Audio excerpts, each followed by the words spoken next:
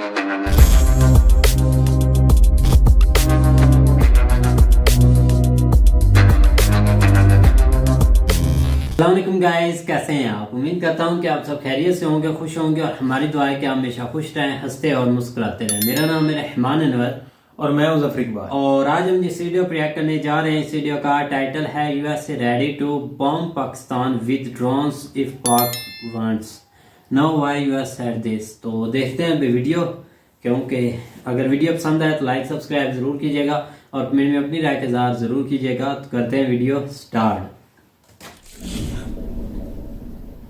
नमस्कार, world affair है प्रशांत Dhawan. Now recently Pakistan के सामने यूएसए ने एक प्रस्ताव रखा है कि अगर आप चाहें तो हम आपको बॉम्ब कर सकते हैं। मैं चाहता हूं यहाँ पे जो ये आर्टिकल है ये आप देखिए, ये पाकिस्तान मीडिया के ये आर्टिकल है और यहाँ पर देखो लिखा हुआ है यूएस तैयार है ड्रोन स्ट्राइक्स करने के लिए पाकिस्तान में अगर पाकिस्तान हेल्प मांगता है। मतलब कि ये कह रहे हैं कि अगर पाकिस्तान से आतंकवाद की जो अभी कंडीशन है इनके नॉर्थ वेस्टर्न एरिया में ये नहीं संभल रही, तो उस केस में यूएस अपने ड्रोन्स के साथ तैयार है और ये फिर से पाकिस्तान पर ड्रोन स्ट्राइक्स करना स्टार्ट कर देंगे, जैसे ये 2004 और 2018 के बीच में किया करते थे। और यहाँ पे ऑफ कोर्स आपका क्वेश्चन ये होगा कि वेट, यूएस पाकिस्तान में ड्रोन स्ट्राइक्स करता था, वो भी 2004 से लेकर 2018 तक, उस टाइम हुआ क्या था? तो ये सारी बातें मैं आपको समझाऊंगा। Everything will become crystal clear. मगर आगे बढ़ने से पहले आपको थोड़ा सा ना इतिहास जानना पड़ेगा कि 2004 और 2018 के बीच में हुआ क्या था। देखो, आप सबको पता है कि यूएसए ने वॉर ऑन टेररिज्म स्टार्ट कर दी थी 9/11 हमले के बाद। 2001 के बाद से यूएसए ने पहले अफगानिस्तान पे अटैक किया, फिर उसके बाद अफगानिस्तान के आसपास के जो इलाके हैं वहां पर काफी बॉम्बिंग करी। यूएसए का फोकस था आतंकवाद को खत्म करने में और यूएसए के सामने चैलेंज ये था कि अफगानिस्तान पाकिस्तान बॉर्डर से ना बहुत सारे आतंकवादी काफी बार छुप जाते हैं पाकिस्तान की बॉर्डर में, और इसलिए यूएसए ने एक टाइम पे आकर पाकिस्तान पर ड्रोन स्ट्राइक्स करने स्टार्ट कर दिए। ये सब शुरू किया था जॉर्ज डब्ल्यू बुश ने, मगर जॉर्ज बुश ने बहुत ही लिमिटेड तरीके से पाकिस्तान की बॉम्बिंग करी थी। फिर दौर आया बराक ओबामा का, और बराक ओबामा के टाइम में हमने देखा कि हर 4 दिन में पाकिस्तान की धरती पर एक बार यूएस बॉम्बिंग करके जाता था। इसमें देखिए बहुत बार आतंकवादी मरते थे, मगर कई बार पाकिस्तान के जो आम नागरिक हैं वो भी मारे जाते थे। यहाँ पर आप देख पाओगे यूएसए के एक जर्नलिस्ट की कोट है कि अगर जॉर्ज बुश के टाइम में यूएसए हर 43 डेज में एक ड्रोन स्ट्राइक करता था पाकिस्तान पर,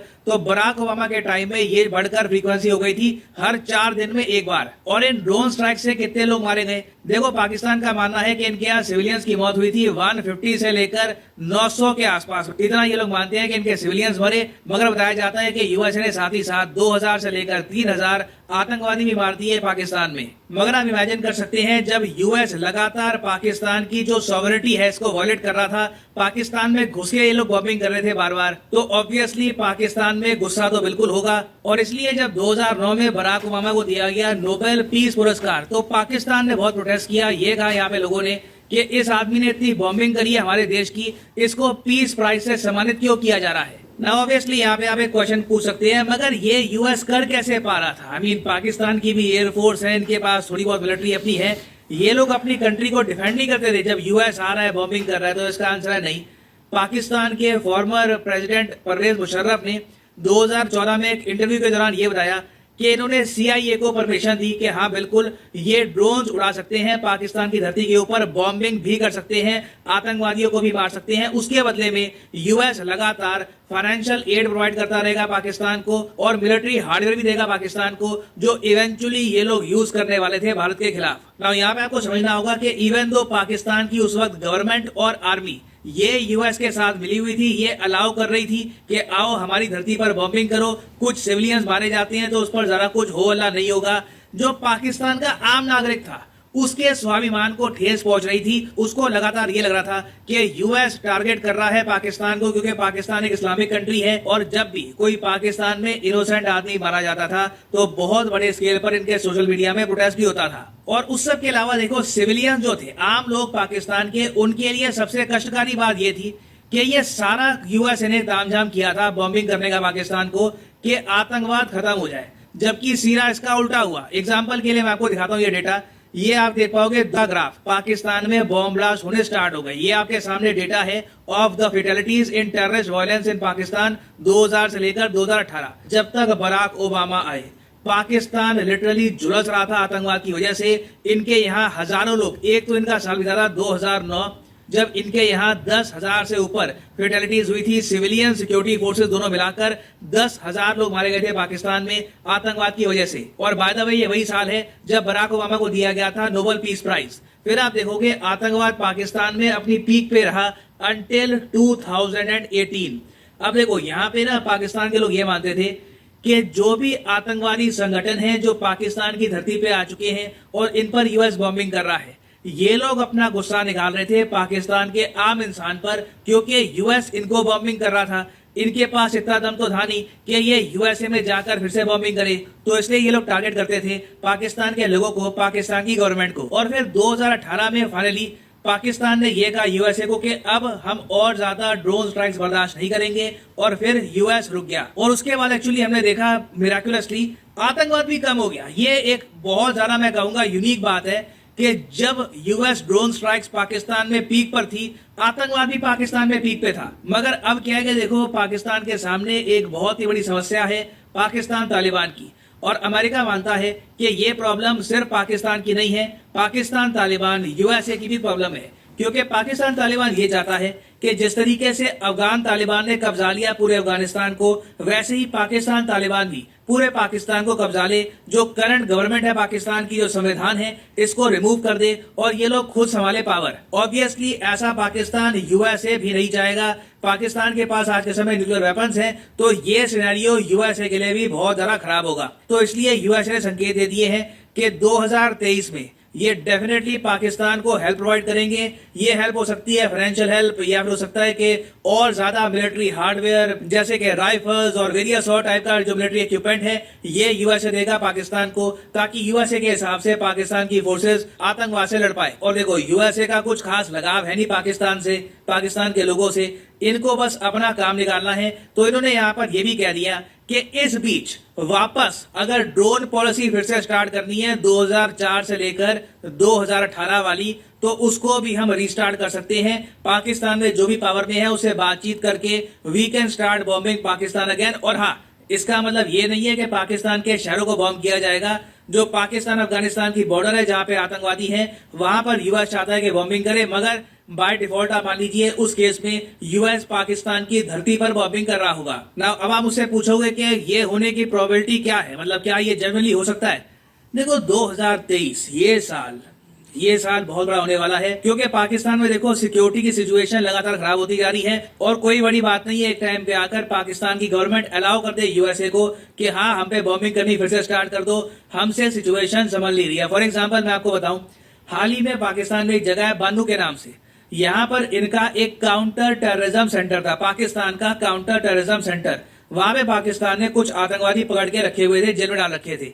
अचानक से क्या होता है, ये 25 आतंकवादी खुद को छुड़ा लेते हैं और पाकिस्तान के काउंटर टेररिज्म सेंटर को कब्जा लेते हैं। उसके बाद कई घंटों तक पाकिस्तान की सिक्योरिटी फोर्सेस कोशिश करती है कि इस काउंटर टेररिज्म सेंटर को वापस कब्जाएं। अभी 1 घंटे पहले न्यूज आई है, ये वो इलाका है पाकिस्तान का जहां पे ये सब हुआ है। 1 घंटे पहले न्यूज आई है कि पाकिस्तान के स्पेशल कमांडोज ने इस बिल्डिंग की एंट्री करी, जो भी यहाँ पर आतंकवादी थे इनको मार दिया। और इस बीच पाकिस्तान के 7 कमांडो और 1 मेजर इंजर हुए हैं। तो सिचुएशन देखिए पाकिस्तान में बहुत ज्यादा चैलेंजिंग है, और आने वाला समय मैं कहूंगा पाकिस्तान के सामने एक ऑप्शन रखेगा कि वापस क्या पाकिस्तान 2004-2018 के एरा में जाना चाहता है, या फिर पाकिस्तान यहाँ पे अपनी रिस्पेक्ट को कायम रखते हुए कहेगा कि जो भी होगा हम खुद देखेंगे, मगर कोई और कंट्री हमारी धरती पर बॉम्बिंग नहीं करेगा। नाउ फाइनली यहाँ पे मैं आपसे क्वेश्चन ही पूछूंगा। क्वेश्चन यहाँ पर यह है कि 2022 का फीफा वर्ल्ड कप हो गया कतर में, ये जीत गया अर्जेंटीना, मगर 2026 का फीफा वर्ल्ड कप कहां पे होगा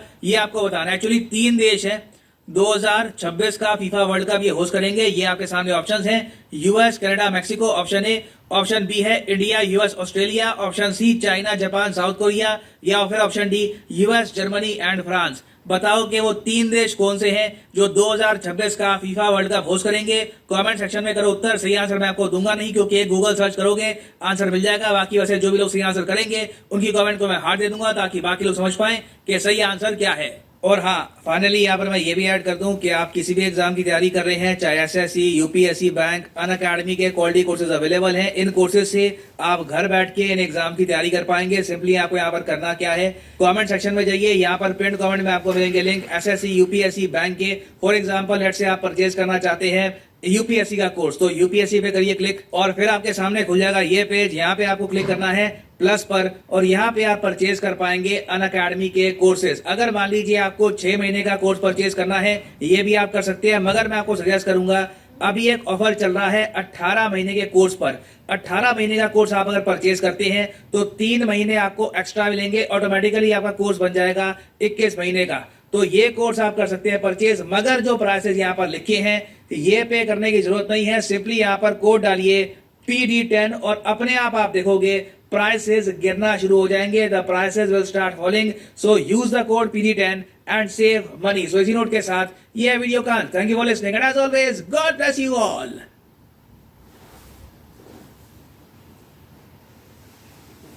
हाँ जी गाइस, तो जैसा कि आप वीडियो देख रहे थे, बिल्कुल भाई अगर देखा जाए तो पहले बहुत ज़्यादा ड्रोन जो स्ट्राइक है ना वो पाकिस्तान में किए जाते थे, बहुत ज़्यादा।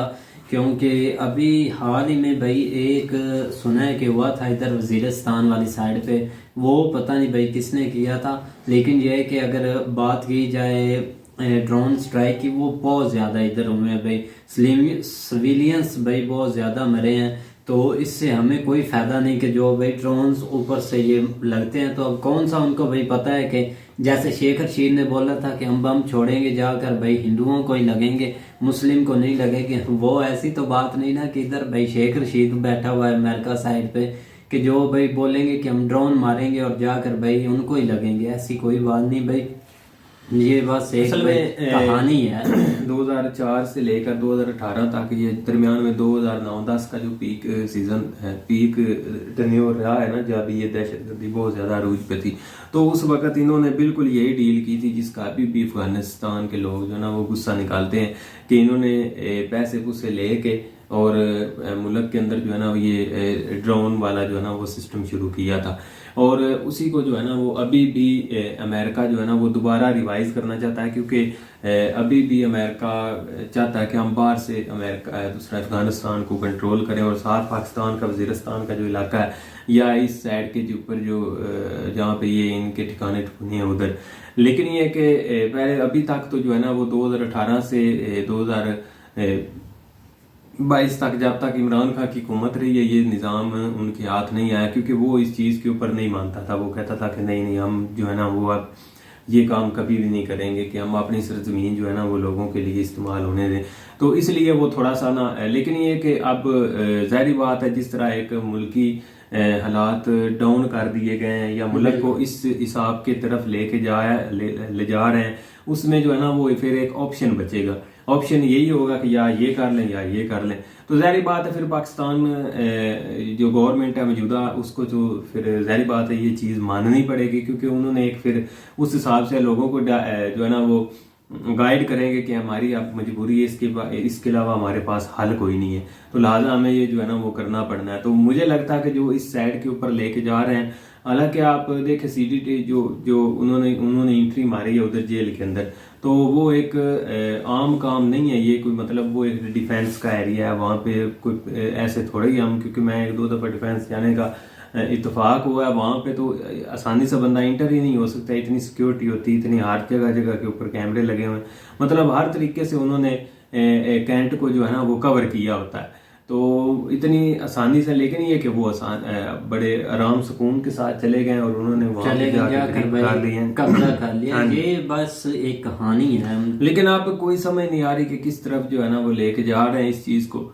और हम तो कहते हैं कि अब ये अगर दोबारा मामला शुरू हुआ तो वो फिर अब अवाम, पहले तो खैर बहुत सारी चीज़ें थी जिसका जो है ना लोगों को इल्म नहीं था कि ये क्यों होती हैं, क्यों कैसी हुई हैं, लेकिन ये कि अब लोग बहुत हद तक जो है ना वो समझते हैं। लेकिन फिर दूसरी तरफ रियासत आ जाती है, रियासत के साथ मुकाबला करना कौन सा आसान होता है। नहीं तो देखो आप आगे क्या स्टेप लेते हैं, क्योंकि अमेरिका ने कहा है कि अगर आप चाहते हैं तो हम आपकी हेल्प कर सकते हैं, हम आपको हर तरीके से हेल्प करना चाहते हैं। हम इनको रोक भी सकते हैं, क्योंकि रात को जो है ना वजीरिस्तान में अगेन इस तरह की हुई है, दोबारा उधर अफगानिस्तान वाली साइड से दोबारा बमबारी बोल लें या उन्होंने शीलिंग की है दोबारा।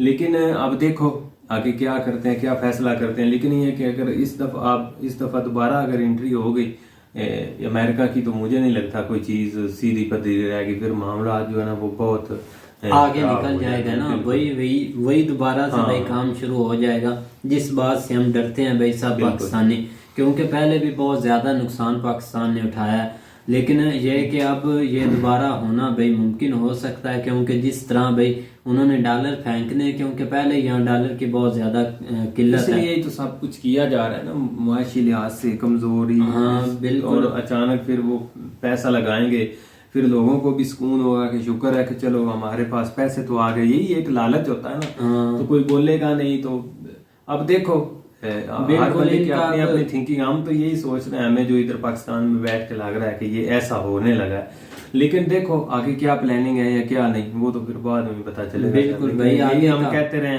कि बाद में पता चलेगा, बाद में पता चलेगा, फिर जब पता चलता है तो फिर कुछ होता नहीं, ना कुछ कोई करता है। बिल्कुल ना इतना खुल के भाई कोई ओपनली बोलता है। बहुत सारी चीजें लोगों को पता है और लोग चुप करके बेचारे बस अपना टाइम पास कर रहे हैं। बिल्कुल भाई।